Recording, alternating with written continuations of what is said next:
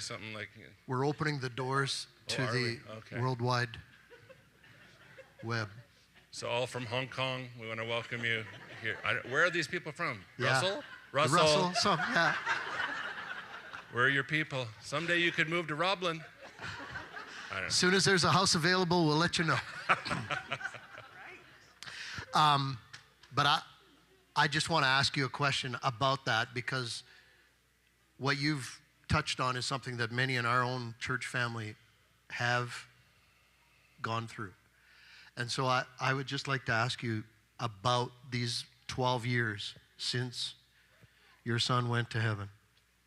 How would you describe the grief and what would you, looking back, say was the best advice, or the no, maybe not advice. What was it that helped?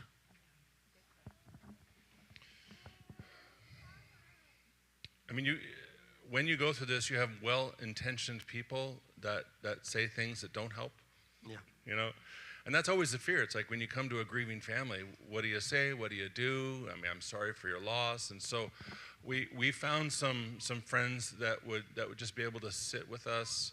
In many ways, during that season, my faith became paralyzed. I didn't know. I was enraged. I was confused. You know, we had to plan a funeral service. What this is wrong on so many levels, and then what is this? And so you have a lot of administrative details to take care of when somebody passes, and then I don't know what to do with my own emotions. And so we did have some friends, like when you're paralyzed, like Mark chapter 2 has this passage where a guy gets paralyzed and he doesn't know how to make his way to Jesus. He can't.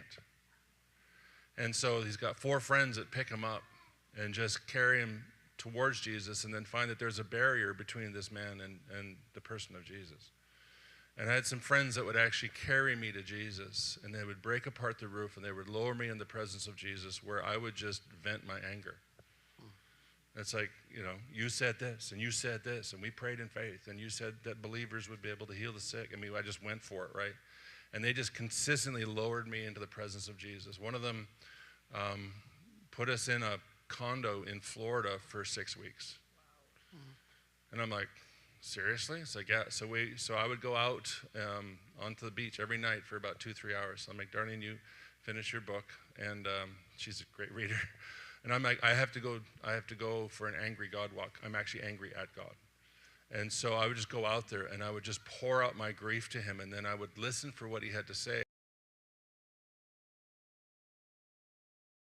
That is the most pathetic thing.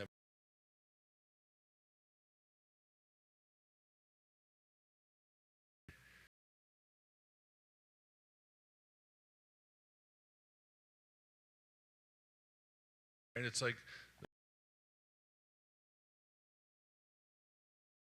so I just got really good at wrestling with God, and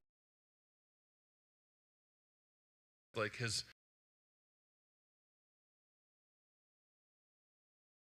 I punched.